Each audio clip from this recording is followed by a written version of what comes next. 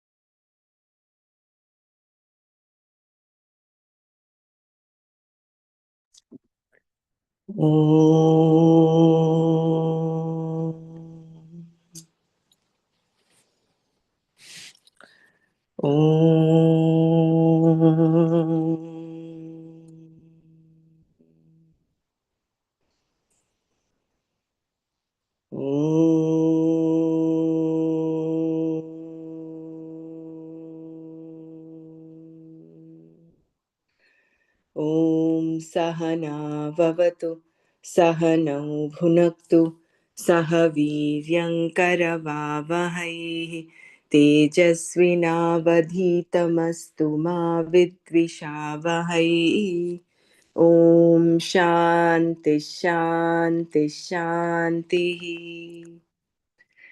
नारायणं नमस्कृत्य नरं चैव नरोत्तमं देवीं सरस्वतीं व्यासं ततो जयमुदीरयेत्।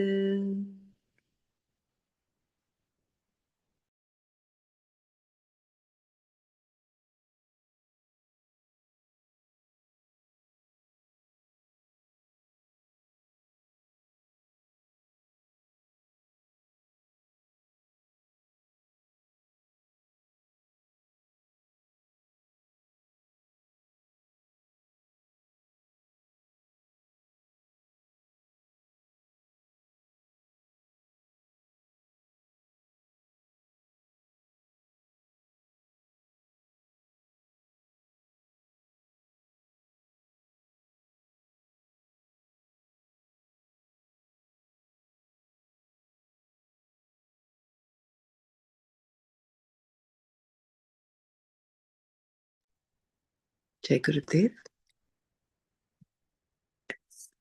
So we stopped here at verse 29. Just read the last few paragraphs before going forward. So the one who talks about Atma is also a wonder. The one who knows then is an Ascharya. And the one who talks about it is another Ascharya, because there is nothing really to talk about. When someone comes and says, I am overcome by sorrow, the person who knows the truth cannot really talk about it because he or she does not see any sorrow or problem at all. It is also a wonder that someone who knows there is no problem takes the person who has sorrow seriously enough to talk to him or her about it. Starting out as Krishna did, saying that there is no reason for sorrow. Ashocyan anvashochahatvam. Create some elbow room in which to talk. Otherwise, the one who knows cannot talk at all.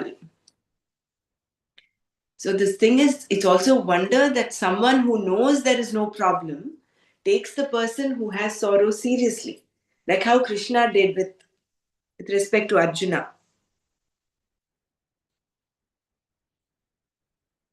So that itself is an ascharya, is a wonder. Because there is actually nothing really to talk about. Because all the sorrow is only an illusion, right? So when someone comes and says, I am overcome by sorrow, the person who knows the truth cannot really talk about it because he or she does not see any sorrow or problem at all. Like in the case of Krishna and Arjuna, Krishna did not see any sorrow, any problem there.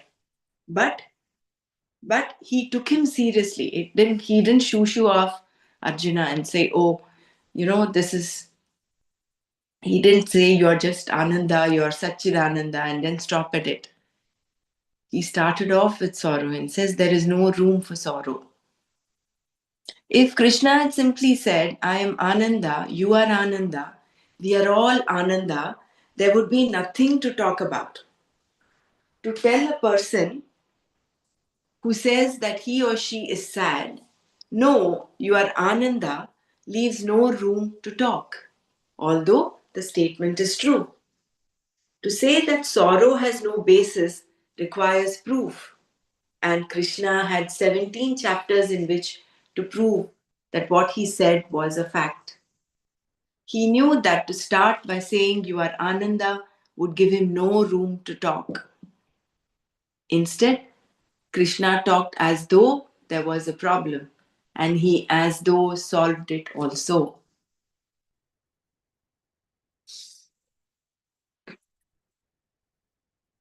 Thus, the talking itself is an ascharya, because what cannot be talked about is talked about.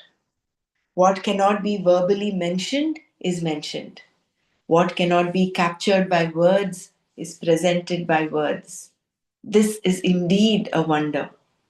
The one who teaches is also a wonder, and the one who listens is another wonder. Can you tell an ordinary practical person who asks you what you are studying that you are learning self knowledge? No, if you did, your sanity would undoubtedly be questioned.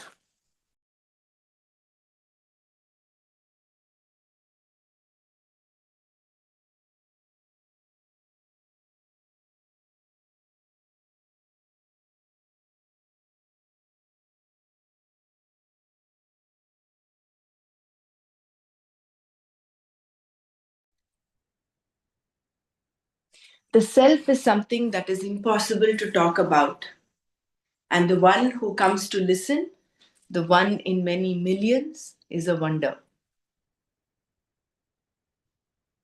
Such a person thinks that knowledge of the self is very important, whereas everyone else thinks of it as nonsense.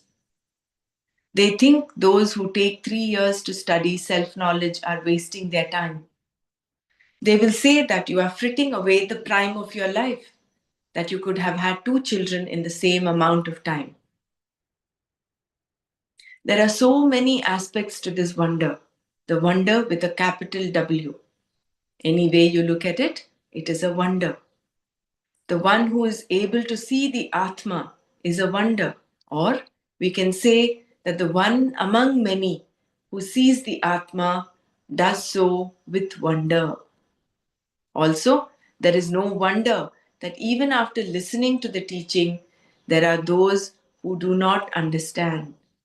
This second interpretation is offered by Shankara in his commentary on this verse.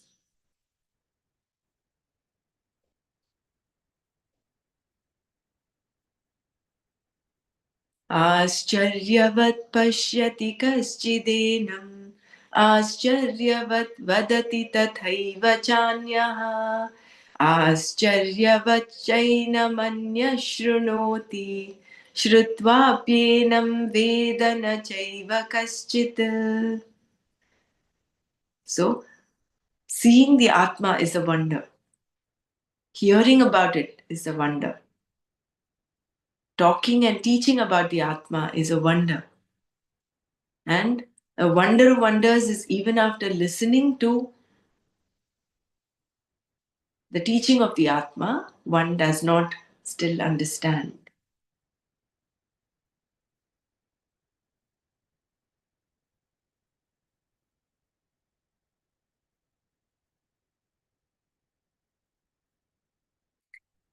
देहि नित्यमवध्योऽयं देहे सर्वस्य भारत तस्मात् सर्वाणि भूतानि न त्वं शोचितुमर्हसि. Bharata, O descendant of Bharata, Arjuna, Sarvasya Dehe, in the body of all, I am this Dehi, indweller of the body. Nityam, forever. Avadhyaha, indestructible. Tasmat, therefore. Tvam, you. Sarvani, all. Bhutani, beings. Shochitum, to grieve. Na arhasi, ought not. Bharata, sarvasya dehe, ayam dehi, nityam avadhyah.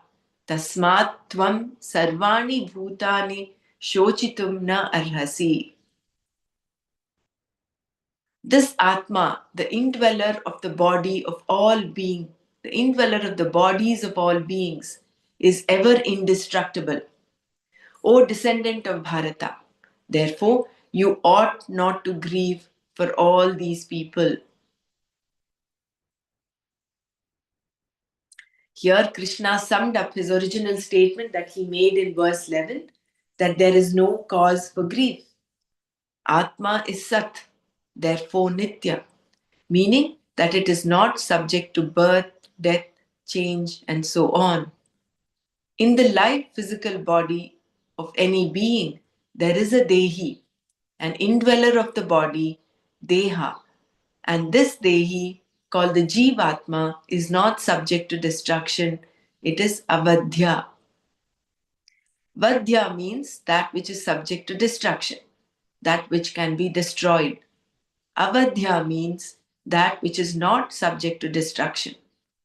The Dehi is not subject to destruction at all. It is Nityam Avadhyaha. It is always indestructible, meaning that even when the body is destroyed, the Atma is not destroyed. This is the point that Krishna wanted to establish. The Dehi, the indweller of the body, is not destroyed even when the body is destroyed. This being so, Krishna told Arjuna that with reference to all living beings, Sarvani Bhutani, you do not qualify to be sad. Tvam shochitum na arhasi.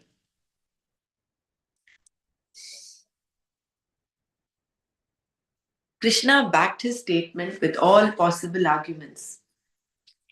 For the body, Deha, which is Anitya, there is no way that it will not be destroyed. And for the Nitya Atma, there is no way of destroying it.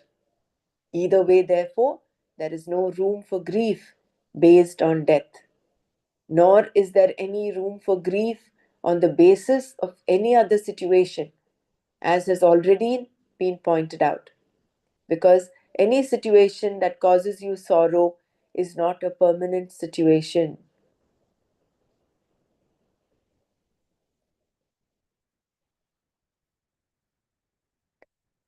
Therefore, dukkha also comes and goes, as does sukha.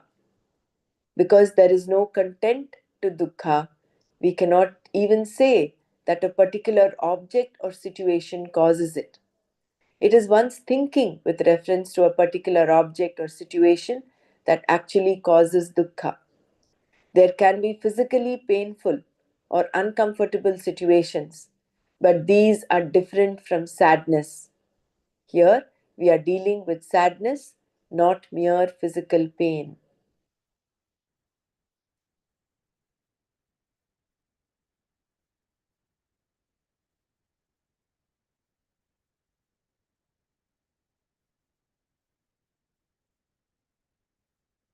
So profound statement, no? Very. Yeah, it's one thinking with reference to a particular object or situation that actually causes it.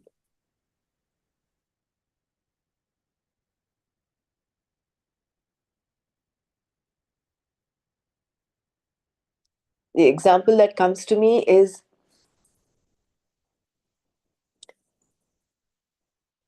the gulab jamun. The first gulab jamun you have gives you a lot of sukha, very happy. The second, okay, little bit. Third, fourth, and the 10th gulab jamun you're eating will actually cause you dukkha.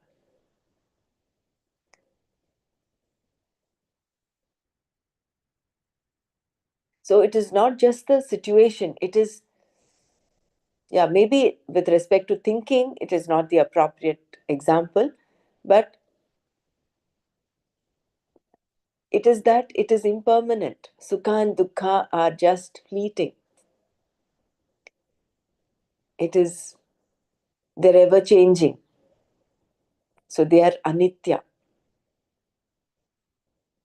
There can be physically painful or uncomfortable situations, but these are different from sadness. Here we are dealing with sadness, not mere physical pain. Yeah, maybe it is not relevant to sadness, which is what we'll see now. The nature of sadness. Sadness does not depend on what you have or do not have. It is a particular way of thinking. Sorrow is something centered on oneself, and this topic is a subject matter of the Gita. Thus, there is this refrain: you should not grieve. Natvam shochitum arhasi. Having stated that there is no reason for sorrow, Krishna then takes up the same topic from other standpoints. In fact, he exhausted every possible standpoint. Introducing the next verse, Shankara says that from the standpoint of ultimate reality, Paramartha Tattva Apekshayam, sorrow or delusion is not possible. Shokaha mohaha va na sambhavati. And it is also not possible from the standpoint of relative reality.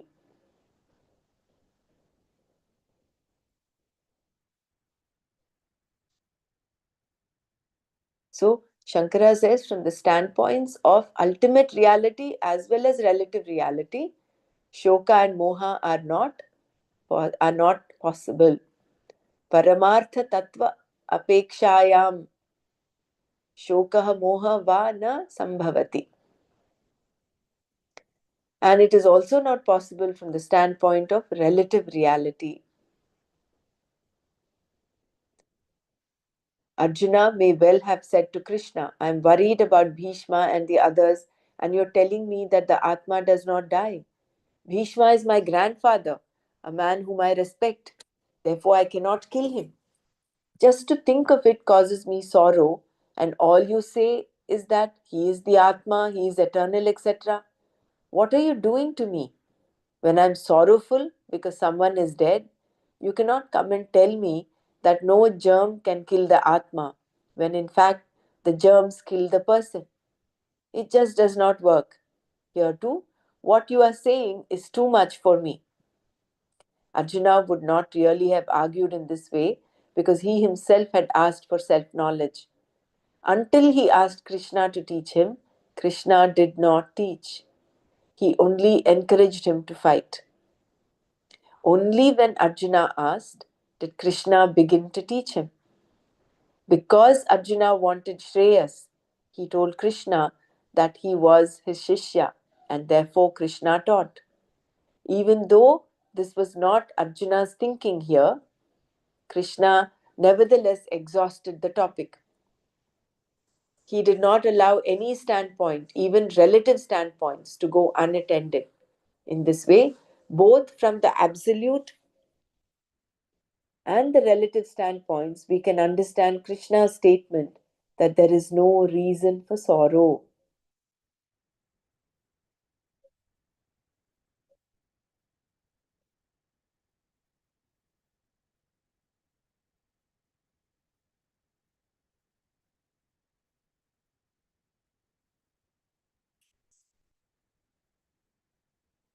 Krishna then continued.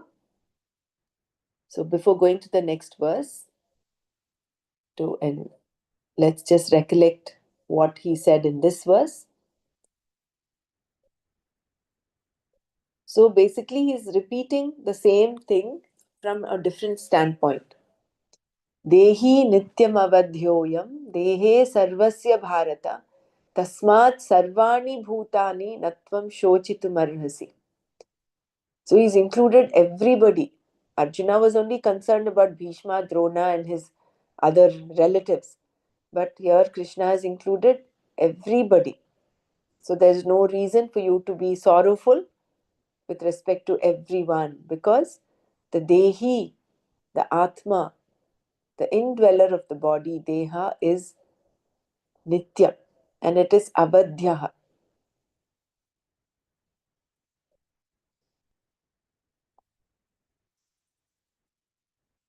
And sadness is only a way of thinking.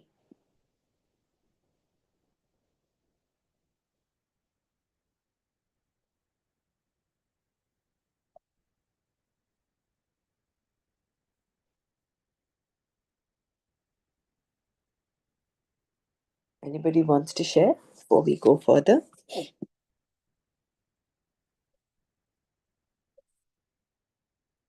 Yeah, I would like to give an example that Gurudev gives about sorrow. He said a woman came very miserable to him and shared with him that she was in love with a man and that man was not yielding to her. And she felt like killing him, you know. So the craving for him had turned into so much of aversion because he was not yielding to her. He was a happily married man with two children and he was happy with his family. So she came and shared this with Gurudev that he was not yielding to her. So then Gurudev said, see that your cravings only turn into aversion. Too much of craving leads to aversion, and that is what makes you miserable. That example was given somewhere. I don't remember where he gave that example, but during one of the Patanjali Yoga Sutras, probably either I read it or in his book, or maybe he said it during the talk. I don't remember, but he gave this example that your intense desire only turns into aversion, and that is the cause of your misery. And then when you extrapolate it to our situations at home, like a teenage child leaving his bedroom messy, or somebody not cleaning up the dining table after eating, children eat later on, and all that. And then if you are not, you don't come from the space of I am the doer, you simply clean it up, then your mind will not get disturbed.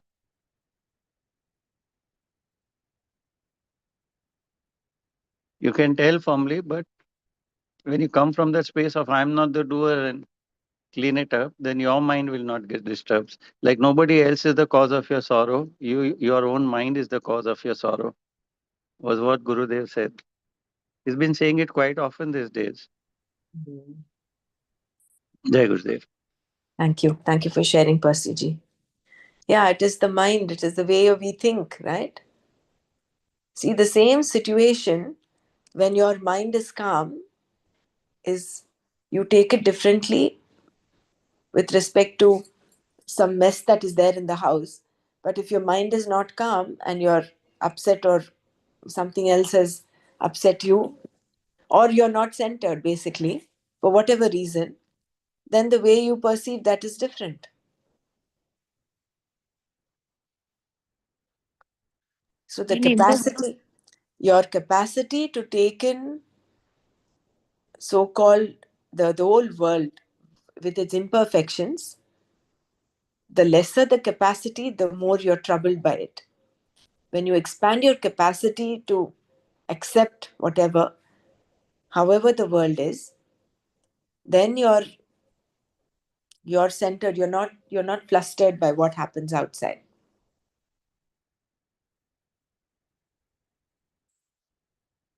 Yes, someone wanted to say something. even whatever is happening around and the thoughts come, that thought is a thought. In the beginning, only in this verse, it is said, no, the thoughts come only, but we don't have to get attached to the thoughts. Then other things will be avoided. So you are other than thought. Correct.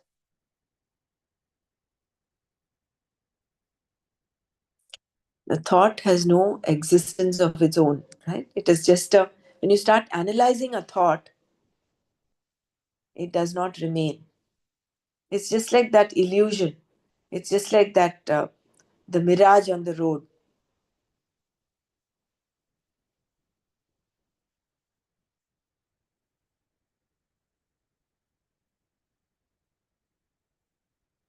But the problem is we act upon our thoughts.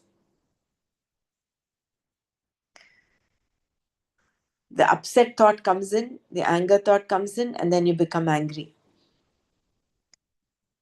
Even if we go back to the part one course, do not see intentions behind other people's mistakes, and neither a victim nor a culprit be.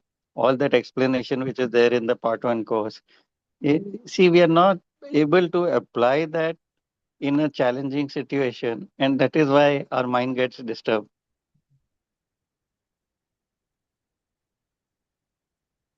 We see faults in what people do, whatever is going around in the world, also, and that is why our mind gets disturbed.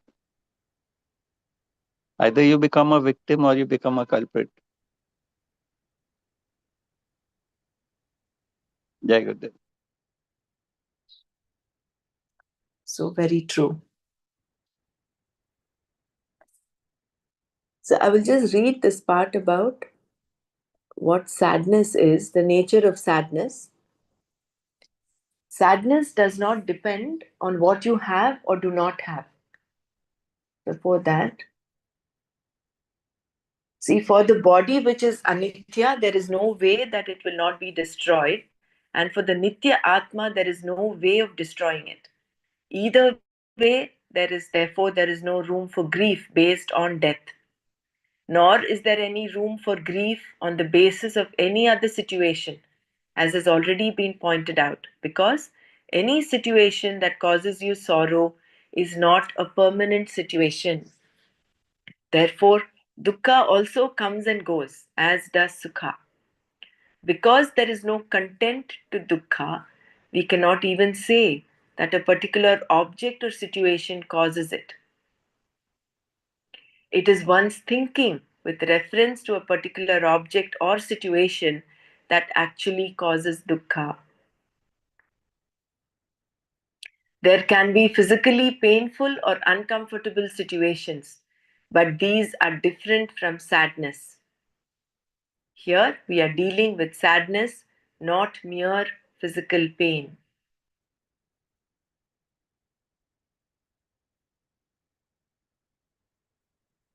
So it is one's thinking with reference to a particular object or situation that actually causes dukkha. So how you overcome that dukkha, right? We have to refine our way of thinking. That's only with the thinking part that.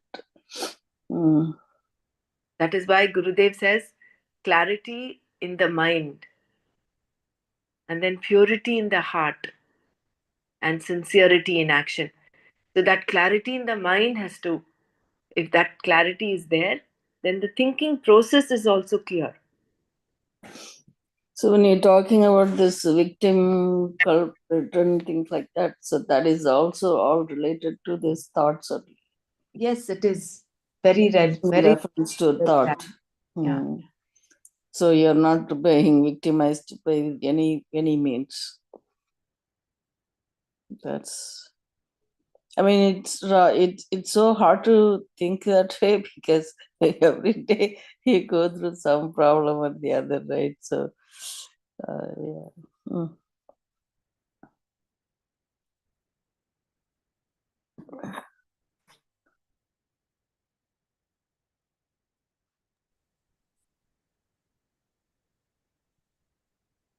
That me gives you so much sadness. I-ness. I. Not necessarily, but mm, We get attached to the thought because of the I-ness only. There is a little bit ego, what I feel. That's why the things happen like that. mm.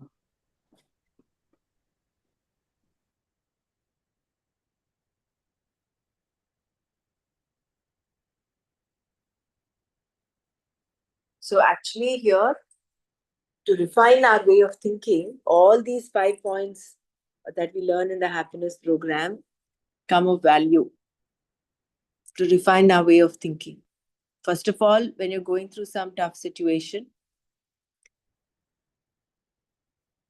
understand that opposite values are complementary. And then accept the situation as it is. It could be the situation or the person. And then do not see intention behind. whatever the person did or said. What did he say? Do not seek? Do not see intention Oh, behind the intention, other's right. mistake. Yeah.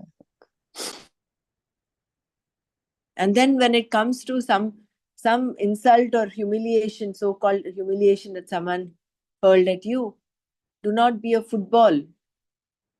Otherwise, your thinking again will take you down in the downward hill. And then finally, understand that the present moment is inevitable. The more and more we are in the present and you accept it, whatever is happening, you're in acceptance of whatever is happening. The problem comes when we do not accept.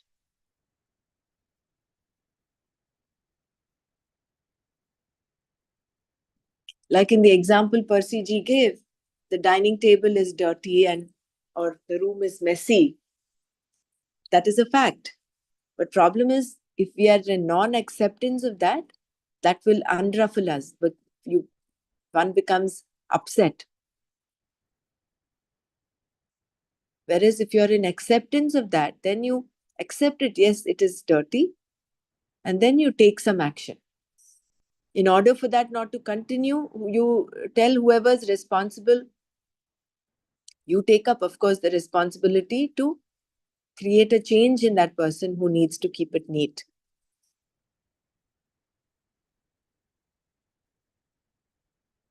So these 5 points help us bring clarity in our mind, in the way we think, which is the first step. No, really the first step to refine ourselves, to become more and more mature. Because then you're internalizing it. You're not seeking happiness outside. It is like yesterday we read, the journey of self-inquiry has begun, and it is like climbing the mountain. It's like the water moving in the opposite direction.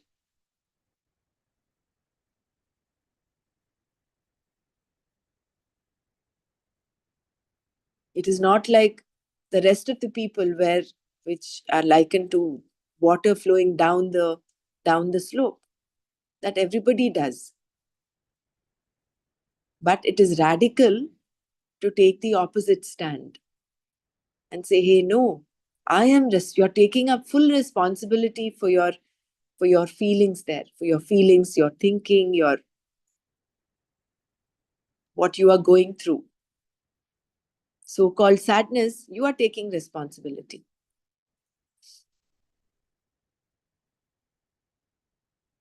The nature of sadness. Sadness does not depend on what you have or do not have. It is a particular way of thinking.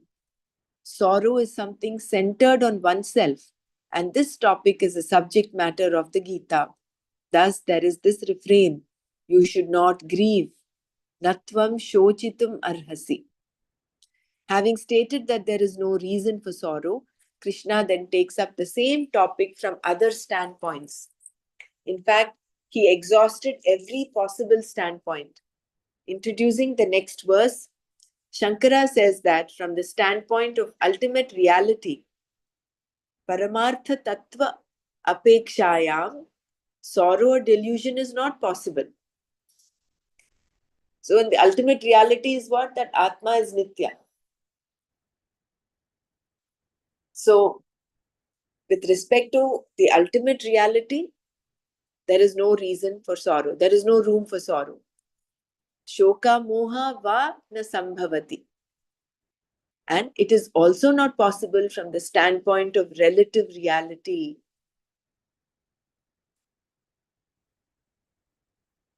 Because it keeps changing. Everything keeps changing. Nothing is permanent. So either which ways, sorrow is not possible. Therefore, he keeps mentioning this, Natvam shochitum arhasi. I think in more than 7, 8 shlokas he had said that. Natvam shochitum arhasi. Natvam shochitum arhasi. Krishna may well have said to Krishna, Arjuna may have well said to Krishna, I am worried about Bhishma and the others, and you are telling me that the Atma does not die. Bhishma is my grandfather, a man whom I respect. Therefore, I cannot kill him. Just to think of it causes me sorrow. And all you say is that he is the Atma, he is eternal, etc. What are you doing to me? When I am sorrowful because someone is dead, you cannot come and tell me that no germ can kill the Atma, when in fact the germs kill the person. It just does not work. Here too, what you are saying is too much for me.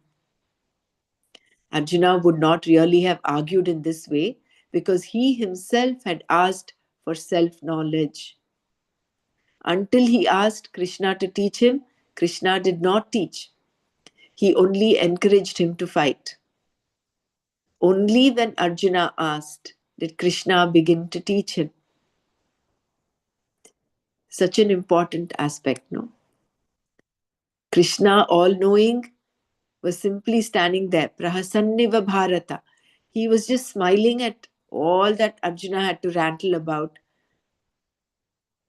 how they're going to get into papa, how they're going to commit a sin, how the whole societal order will come to an end, and all of that. He was not in a rush to teach him.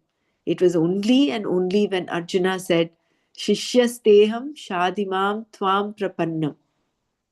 He says, I'm so confused, I do not know. I am your student, please teach me. Only when he surrendered did Krishna start teaching. So when we look at it in our lives, all of us who are teachers, and in any way, whether we are art of living teachers or not, we generally tend to give very free advice. Just like that. Right? So important for us to hold back. Only when advice is sought, you give. You just don't give free advice. So then the last line where it says the absolute standpoint, he says Natvam Sochitamarhasi, right? Like there's no meaning to sorrow because Atma is Nitya, indestructible, and so that's not going to be killed. And relative standpoint is also he's saying that Sugha and Dukkha is only temporary, and that what is been told here, right? It's not possible. Yeah. Yeah. So when anyway it is No, changing, you're not going to. Sambhavati means what? Like not possible. not possible. And then the apekshayam is that's also Paramatma Sattva apekshayam. Apek. So that is Nitya. That's the meaning of that. That is from the standpoint of ultimate reality. Mm. Paramartha Tattva Apekshayam, Mm. that is with respect to the ultimate reality, sorrow Ultimate. is not possible. So also with respect to So that relative reality. related. Okay. That is why Gurudev says, if you know how to handle your mind, you can handle the world. Mm. It's all mind stuff. And that sometimes the mind also tricks you. I know. You have to have that. That's what the clarity you want to have, the clarity to think clearly. That is why all these factors, Shama, Dama, Uparama, Titiksha, all that comes in there in Mm-hmm. order to have a say on your mind. Right. Otherwise, if you let the mind run, see, that is why the Gita Upadesh picture is so relevant in that The Krishna is range holding of the reins of the horse. The horses are like the five senses, the senses, five right? horses. He's holding the reins and he is in And the control. driver He's the driver. controlling. Yeah. Mm.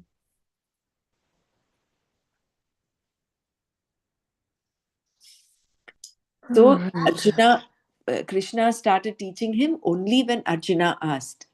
Because Arjuna wanted Shreyas, he told Krishna that he was his Shishya, and therefore Krishna taught. Even though this was not Arjuna's thinking here, Krishna nevertheless exhausted the topic. Krishna just needed one surrender from Arjuna's side. That's it. And then that's it. There was a flood of teaching. He did not allow any standpoint, even relative standpoints, to go unattended. In this way, from both the absolute and the relative standpoints, we can understand Krishna's statement that there is no reason for sorrow.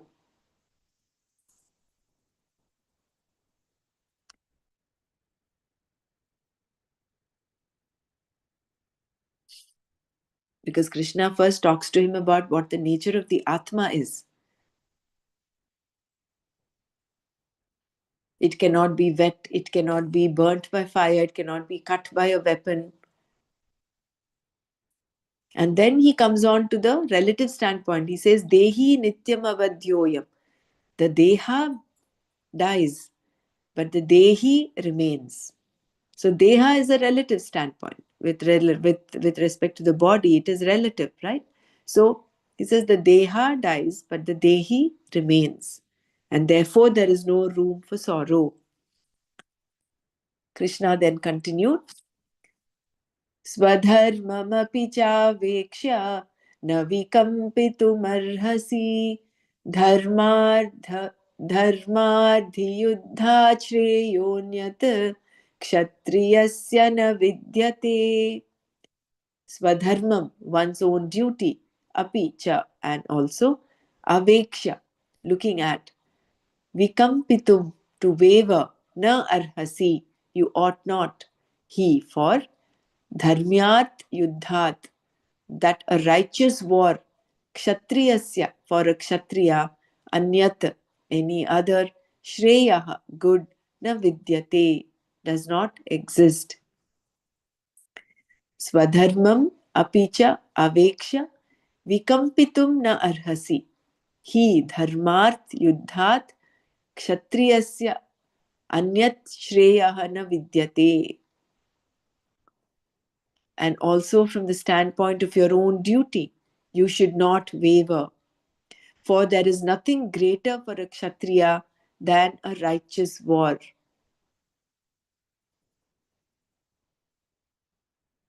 Shifting from the absolute standpoint, Krishna then takes up the relative standpoint of dharma, what is right, what is to be done. This was a natural outcome of Arjuna's earlier and numerous comments on dharma. He had said that societal confusion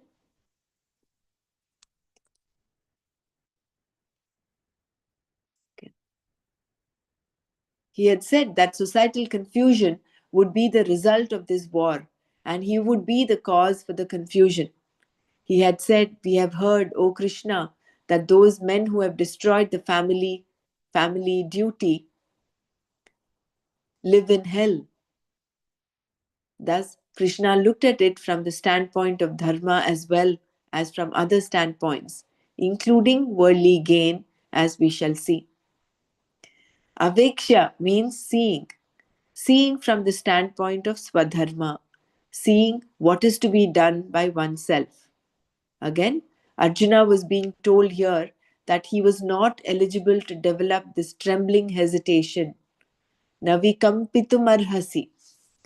Looking at the situation from the standpoint of his swadharma, his duty. First of all, Arjuna was a soldier, kshatriya. Secondly, he was a crown prince, which meant that along with his brothers, he was supposed to protect dharma. He was not just a recruited soldier with only certain prescribed duties to do. He was a royal person belonging to the royal family and also one of the crown princes. Arjuna's duty was to uphold law and order. He had to administer and protect the kingdom. That was his job, his dharma. When the Pandavas came back to claim their country after their 13 years of exile, Duryodhana refused to give their kingdom back. All their efforts at a compromise failed. He refused to give them even a needle point of land, let alone their country. Therefore, Duryodhana was the usurper. Every day that Duryodhana occupied the throne, he did so illegally, and this was adharma. Krishna told Arjuna that being a Kshatriya, he could not just sit and allow adharma to continue.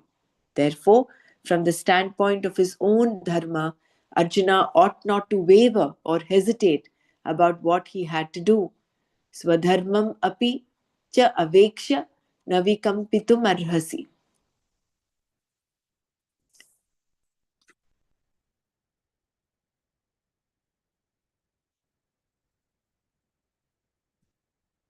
Arjuna's duty. A soldier is especially trained in warfare and must practice continually during peacetime to keep the powder dry and to keep his wits sharp.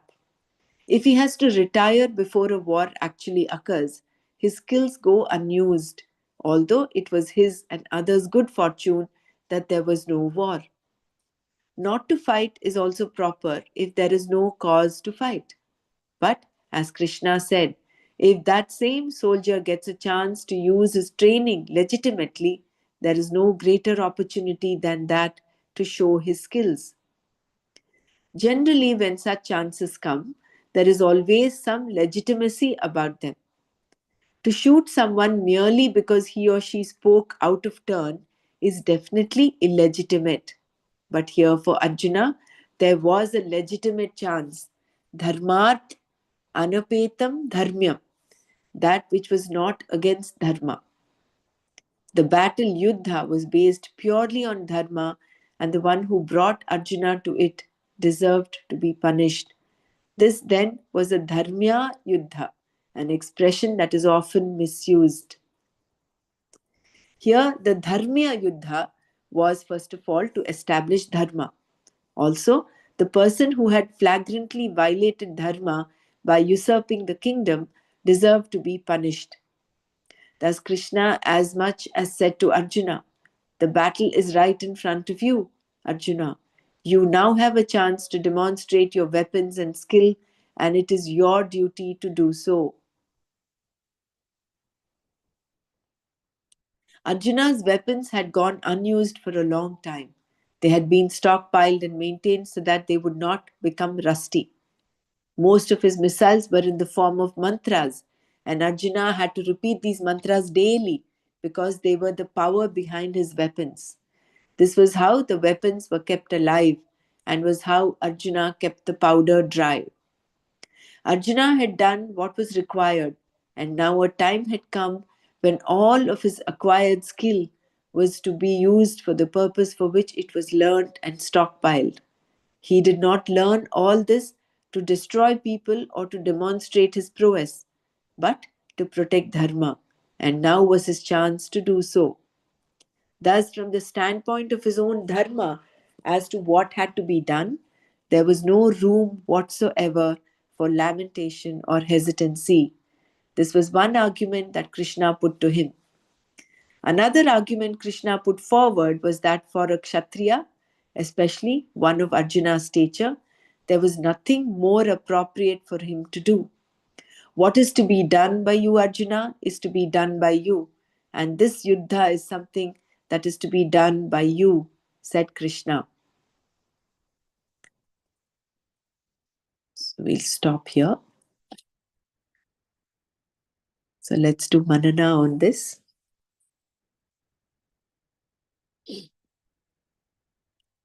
So long Krishna was talking about the Atma, nature of the Atma, that it is Nitya, and he compared that with the Anitya, the world and the universe, including the Deha, which is Anitya. And therefore he said, Sukha, Dukkha are not possible.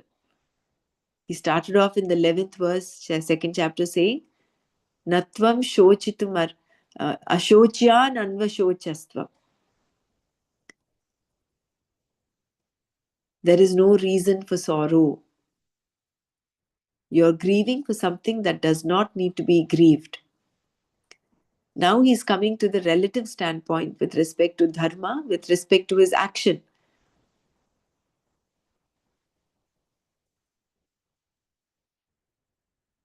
He said, you are fighting adharma. And as a kshatriya, it is your duty to uplift dharma. And it is for that sake that you are fighting. So even from the relative standpoint, that you go ahead and fight is what is pertinent, is what is right. One is talking about his Swadharma, being Kshatriya. Second is his status, even just not mere Kshatriya, he's like belong to that family, he's crown prince, and he has to uphold that dharma, and also that peace where Duryodhana, is not able. He's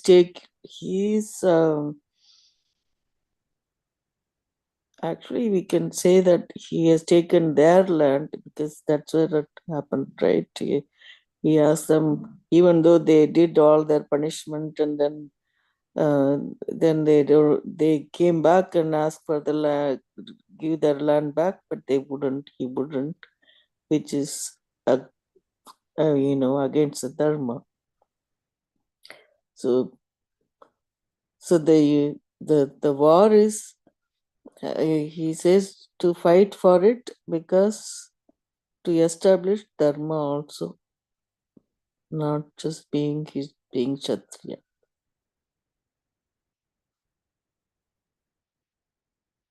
That thing I got also.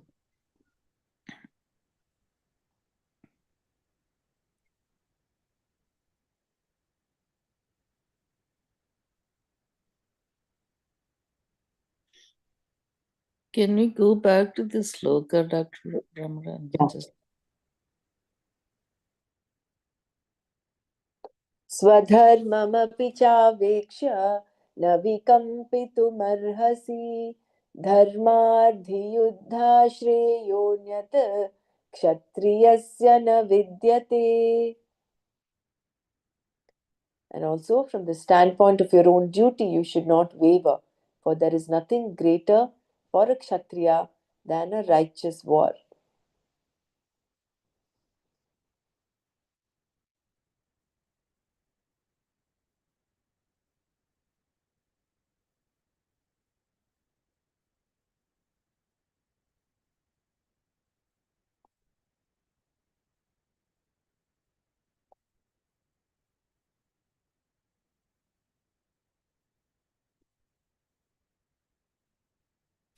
Hari Om. Something very different thought came just while listening, that Arjuna kept his weapon sharpened by the mantras.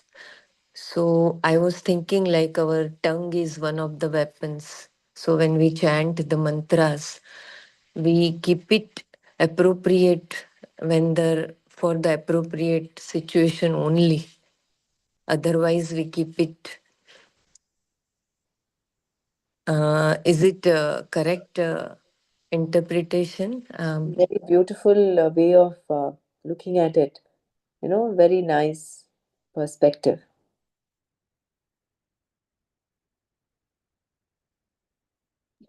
Very beautiful. Another aspect of that, can this be like, if we are continuously chanting the mantra like ajap ajap, then that energy, we have that energy inside us.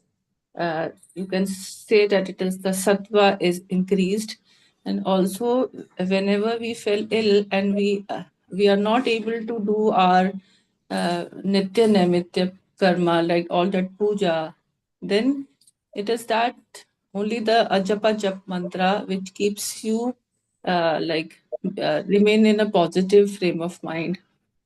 This is, as Belaji said, then I just got this thought that this is how the mantra also works, uh, because it is continuously being, repetition is happening in the mind, so it literally charges our body with more of positivity, is more when we are connected to some mantra.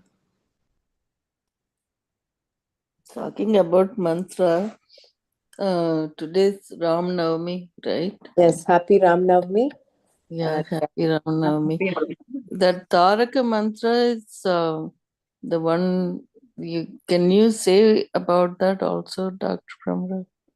Oh, I think we have Or no you don't have time for that. Okay. Maybe we'll share it on the group. Okay.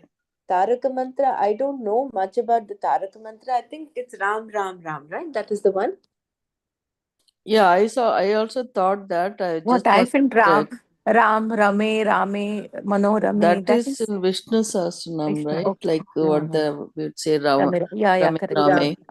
The Sri Ram, Jaya Ram, Jaya Jaya Ram. I wasn't sure which one is that. Which one is that mantra? Hare Rama, Hare Rama. Which one is it?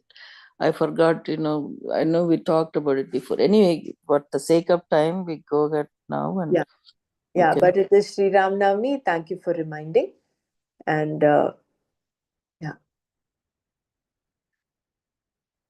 we'll close here today.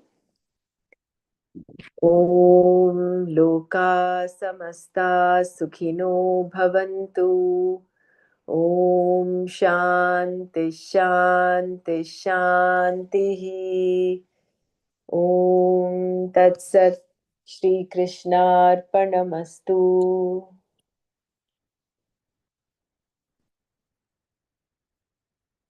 Just let me.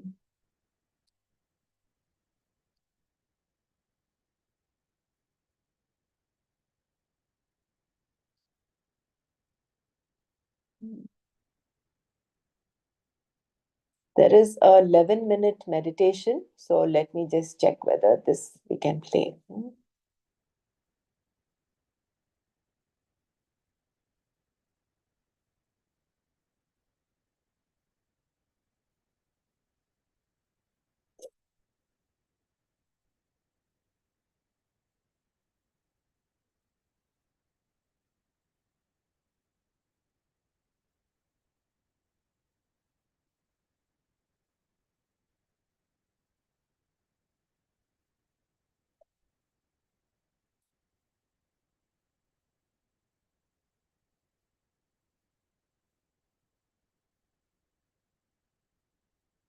few minutes, 10 minutes, 10 minute हम लोग अभी ध्यान करते हैं. आराम से बैठ जाए. Let's sit comfortably, easily. Spine erect, body relaxed. Let's do Ram Dhyan. Eyes closed first. 3 times Om. Let's take a deep breath in. गहरी सांस लेते हैं और छोड़ते हैं. एक और गहरी सांस लीजिए.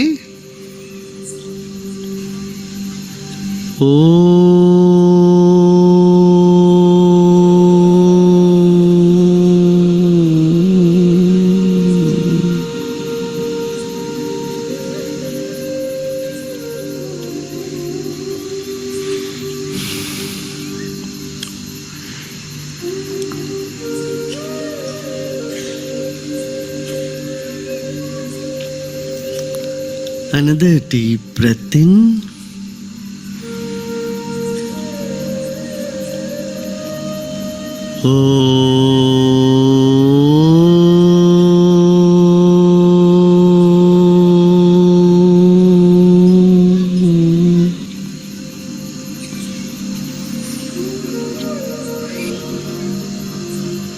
One more deep breath.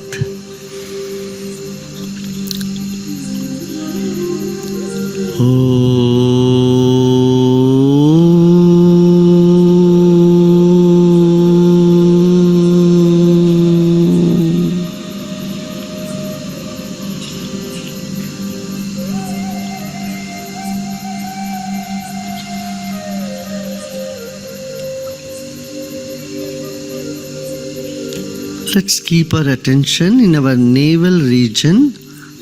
ನಾಭಿ के पास अपना ध्यान रखते हैं. ನಾಭಿಯಲ್ಲಿ ನಮ್ಮ ಗಮನವನ್ನು ಹರಿಸೋಣ.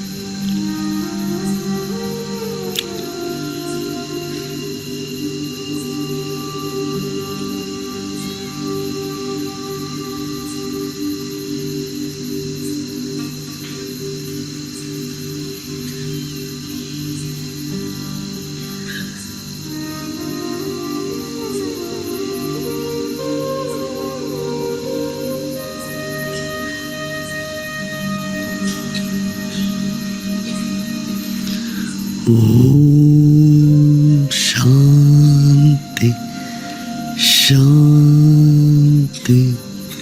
Shanti.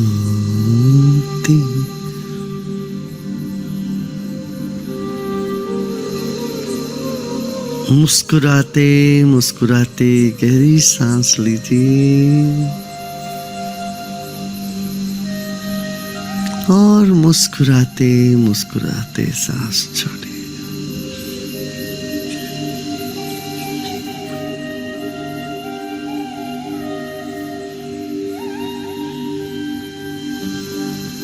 With a big smile, take a deep breath in. And as you breathe out, you may gently open your eyes.